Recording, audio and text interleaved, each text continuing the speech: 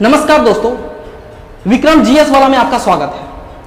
आज का जो टॉपिक है वो बहुत ही खास है, क्योंकि आज हम लेके आए हैं झारखंड के गढ़वा जिला की संपूर्ण जानकारी, जो झारखंड के किसी भी एग्जाम्स के लिए बहुत ही महत्वपूर्ण है। तो बिना किसी देरी के स्टार्ट करते हैं। तो जैसे कि बात करते हैं गढ़वा जिला में, आज का मेरा इस टॉपिक का मेन हीरो है गढ़वा जिला। गढ़वा के बारे में अगर हम चर्चा करें तो ये झारखंड का सबसे महत्वपूर्ण एक जिला के रूप में उभरा हुआ है। जैसे कि ये जिला जो है आपका 3 राज्यों में सीमा साझा करती है। अगर हम देखें तो एकमात्र ऐसा जिला है जो झारखंड के एकमात्र ऐसा जिला है जो 3 राज्यों से सीमा साझा करती है। अब हम बात करें ऊपर में बिहार, जो रोहतास जिले से सीमा साझा करती है। यहाँ कैमूर की पहाड़ियां है। अगर हम ये साइड की बात करें, यानी कि उत्तर पश्चिम की बात करें, तो उत्तर पश्चिम में है सोनभद्र जिला, जो यूपी से सटा हुआ है। यानी कि ये गढ़वा जिला यूपी से भी सीमा साझा करती है, और तो और ये छत्तीसगढ़ के बलरामपुर डिस्ट्रिक्ट से भी सीमा साझा करती है। अगर हम इसका सामान्य परिचय की बात करें, गढ़वा की सामान्य परिचय की बात करें, जैसे कि ये आपका झारखंड के, हम पहले ही आप लोग को बता चुके हैं कि झारखंड के किसी भी एग्जाम्स में ये बहुत ही महत्वपूर्ण है। जितने भी डाटा हम आप लोग को बताने जा रहे हैं, चाहे वो जेएसएससी का हो या जेपीएससी। क्वेश्चन और पूछा जाता है कि ये जिला किस जिला से यानी कि विभाजित होकर बना है, तो ये आपका पलामू जिला से विभाजित होकर बना है, यानी कि ये पलामू जिला से अलग होकर बना है। अगर हम बात करें इसकी जनसंख्या की, इसकी जनसंख्या से भी यानी कि सांख्यिकी से भी इसके क्वेश्चन आते हैं, तो जनसंख्या की बात करें तो 13,22,784 यहां पर जनसंख्या है। इसका जनसंख्या घनत्व पहले बात कर लेते हैं, ठीक ना। तो जनसंख्या घनत्व की बात करें तो जनसंख्या घनत्व इसमें है 323, यानी कि पर किलोमीटर स्क्वायर में 323 लोग बसे हुए हैं गढ़वा के। और इसके अगर इसके हम साक्षरता दर की बात करें तो 60.33, यानी कि आपका 60.33% जो है वो साक्षरता दर। अगर हम इसके यानी कि लिंगानुपात की बात करें, ठीक है ना, सेक्स रेशियो की बात करें, तो यहां पर कितना है ना, 935, यानी कि 1000 पुरुषों में 935 क्या है, आपके महिला है। बात बाकी सबका है, हिमालय चले जाओ उसके बाद। अब देखो, जैसे कि बात करें सांख्यिकी की बात कर ले, सांख्यिकी से अक्सर क्वेश्चन पूछे जाते हैं, चाहे वो हम शुरुआत में ही बताएं कि ये आपका कॉम्पिटिटिव लेवल का आपका जितने भी डाटा है वो दे रहे हैं। और ये आपका देखा जाए तो एक होता है ना कि एक संपूर्ण डाटा के रूप में, यानी कि इसका ज्योग्राफिकल बैकग्राउंड कैसा है, यहाँ पर आपका नेशनल हाईवे यानी कि राष्ट्रीय राजमार्ग कैसे हैं, सारा का सारा, यानी कि एक वीडियो में सारा जानकारी आपको हम दे रहे हैं। अब जैसे कि बात करते हैं, अगर हम बात करें गढ़वा जिला का, तो इसका गठन से हम चर्चा किए, ठीक है ना, इसकी सांख्यिकी से चर्चा किए, इसका बॉर्डर से चर्चा किए कि ये कौन कौन सा बॉर्डर से लगता है। उसके बाद यहाँ पर आपका क्वेश्चन पूछा जाएगा कि यहाँ पर अनुमंडल से क्वेश्चन पूछे जाते हैं कि यहाँ पर कितने अनुमंडल है, तो भैया 3 अनुमंडल है। कितने अनुमंडल है? 3 अनुमंडल है। अगर हम अनुमंडलों की चर्चा करें तो एक हो जाएगा गढ़वा, दूसरा हो जाएगा रंका, और तीसरा हो जाएगा नगर उटारी, जो अभी हाल ही में उसका नाम चेंज करके बंसीधर नगर कर दिया है। क्या कर दिया भाई? बंसीधर नगर कर दिया है। अब हम चर्चा करते हैं इसकी यानी कि इसका डिविजनल का, यानी कि हम प्रशासनिक अगर विभाग की चर्चा करें, जिस प्रकार सभी यानी कि अलग अलग स्टेट में अलग अलग क्या होते हैं, तहसील होते हैं, तो हम लोगों के झारखंड में तहसील का काम प्रखंड करता है। तो हम लोग अपना प्रखंड को देखते हैं, तो गढ़वा जिला में कितने प्रखंड है, तो भाई वह 20 प्रखंड है। कितने प्रखंड है? 20 प्रखंड है। अगर हम प्रखंडों की बात करें तो यहाँ पर केतर हो गया, यहाँ पर घरौंदी हो गया, यहाँ पर कांडी, भवनाथपुर, बिशुनपुरा, बरहीडा हो गया, और यहाँ पर आपका देखा जाए तो मझिया हो गया, नगर उटारी, रमना सगमा, दुर्की, डांडी, ठीक है, और यहाँ पर मेराल हो गया, यहाँ पर चिनिया हो गया, रंका हो गया, रामकंडा हो गया और भंडरिया हो गया, जिसमें से भंडरिया प्रखंड गढ़वा जिला का सबसे बड़ा प्रखंड है। सबसे बड़ा प्रखंड कौन है बहु? न भंडरिया। क्या है बहु? न भंडरिया प्रखंड सबसे बड़ा है। अब हम सबसे छोटा प्रखंड की बात करें तो डंडा। क्या हो जाएगा? न डंडा सबसे छोटा प्रखंड है। कौन सा प्रखंड है सबसे छोटा?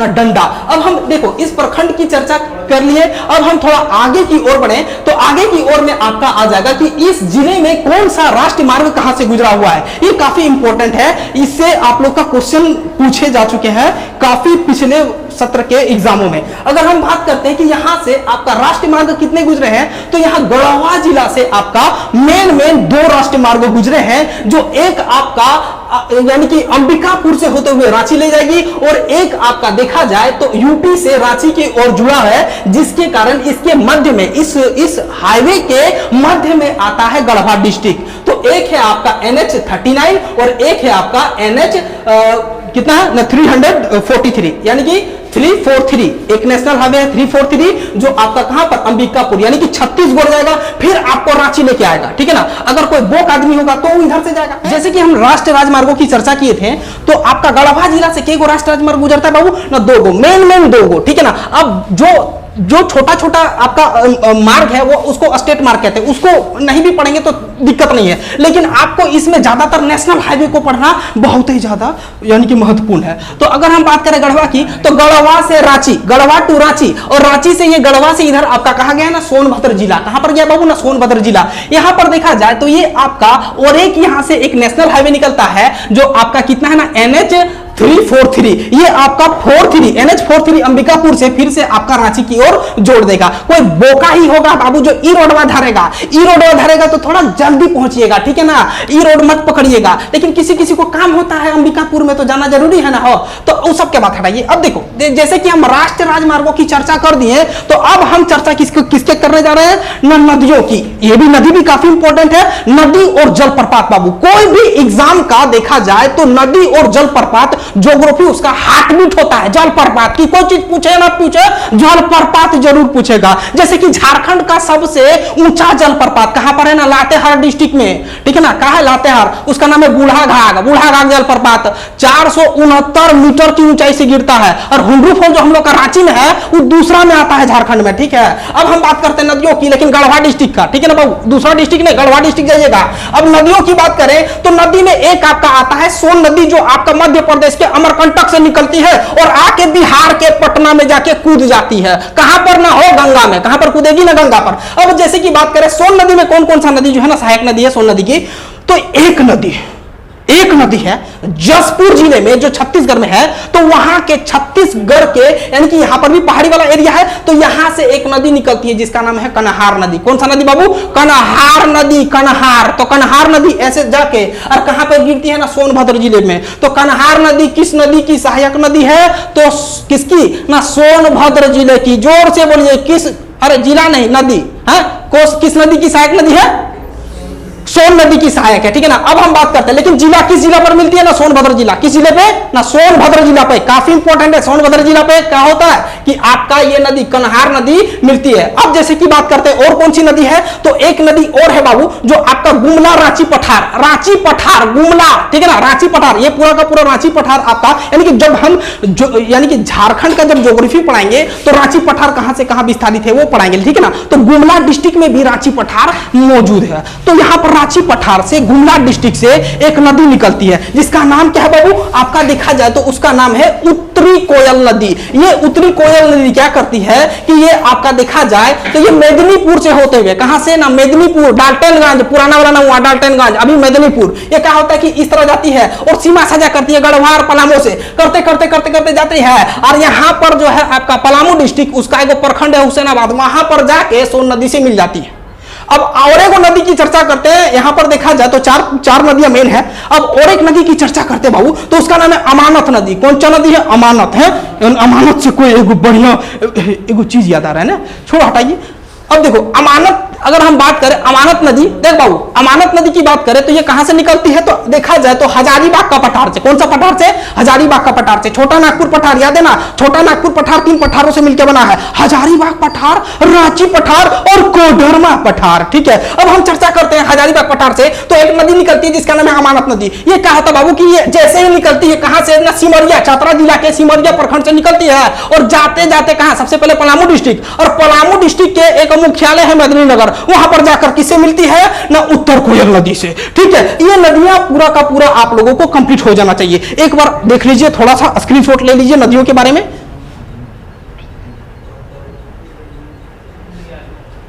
चलिए ठीक है, फिर चाहते हैं। अब लास्ट हम लोग का बच गया बाबू कि इन नदियों में देखा जाए तो इन नदियों में आपका क्या होता है कि अगर नदी बहेगा बाबू तो पहाड़ी एरिया है, जाहिर सी बात है कि कहीं ना कहीं झरना बन के गिरेगा, झरना बन के गिरेगा ना, जलप्रपात का निर्माण करेगा। तो यहां पर कुछ प्रमुख जलप्रपात है जिसको याद रखना बहुत ही ज्यादा जरूरी नहीं, अति आवश्यक है। अब हम बात करते हैं कन्हार नदी में। तो कन्हार नदी में देखा जाए तो एक आपका चिनिया एगो क्या बताए थे, प्रखंड बताए थे, जो गढ़वा जिला का प्रखंड है। तो चिनिया प्रखंड में गुरु सिंधु, कहा बाबू ना, गुरु सिंधु जलप्रपात है, ठीक है ना। ये काफी ज्यादा फेमस है, तो कभी जाइए पिकनिक मनानी है, ठीक है ना, गर्दा उड़ा के। अब हम बात करते हैं, आगे बढ़ते जाएगा तो एगो धुरकी प्रखंड में आपका देखा जाए तो दो गांव है। एक गांव का नाम है सुखलदरी और एक गांव का नाम है बलचौरा। कोची नाम है, बलचौरा। तो बलचौरा देखा जाए तो ये एक क्या है ना, जलप्रपात है। क्या है बाबू, जलप्रपात। तो 3 जलप्रपात जो है ना गढ़वा डिस्ट्रिक्ट से बहुत ही इंपॉर्टेंट है, इसको देखेंगे नहीं और रट लेंगे, ठीक है, बहुत ही ज्यादा जरूरी है। अब हम बात करते हैं 3, फिर से एक बार रिकॉर्ड कर देते हैं, 3 जलप्रपात, एगो सुखलदरिया, एगो बलचौरवा और एगो कौची ना, क्या बोले थे ना, गुरु सिंधु, ठीक है। यहां पर एक बांध भी है बाबू, रंका प्रखंड में एगो बांध है जिसका नाम है अन्ना राजा डैम। कोची नाम है, अन्ना राज डैम। क्या नाम है बाबू ना, अन्ना राज डैम।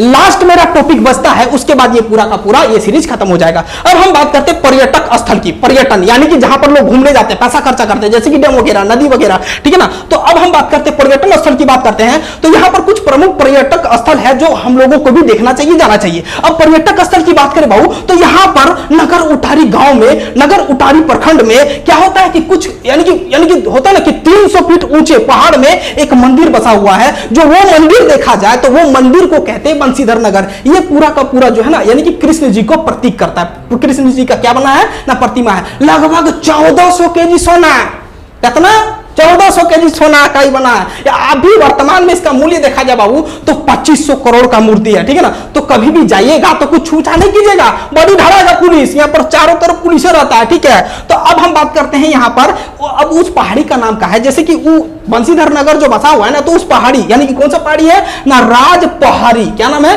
राजमहल की पहाड़ी उसको कहते हैं, ठीक है ना। तो राज पहाड़ी में देखा जाए तो यहाँ पर एक उस पहाड़ी में शिव मंदिर भी है और एक यहाँ पर देखा जाए तो मां गढ़ देवी का मंदिर भी है। अगर आप जाइएगा कृष्ण जी का पूजा करने तो क्या होगा, शेरावाली का भी पूजा कर लीजिएगा और भोले बाबा का भी पूजा कर लीजिएगा। लास्ट अगर हम देखा जाए तो यहाँ पर केतार भी एक प्रखंड है। क्या है, प्रखंड है केतार। तो केतार में है मां चतुर्भुजी।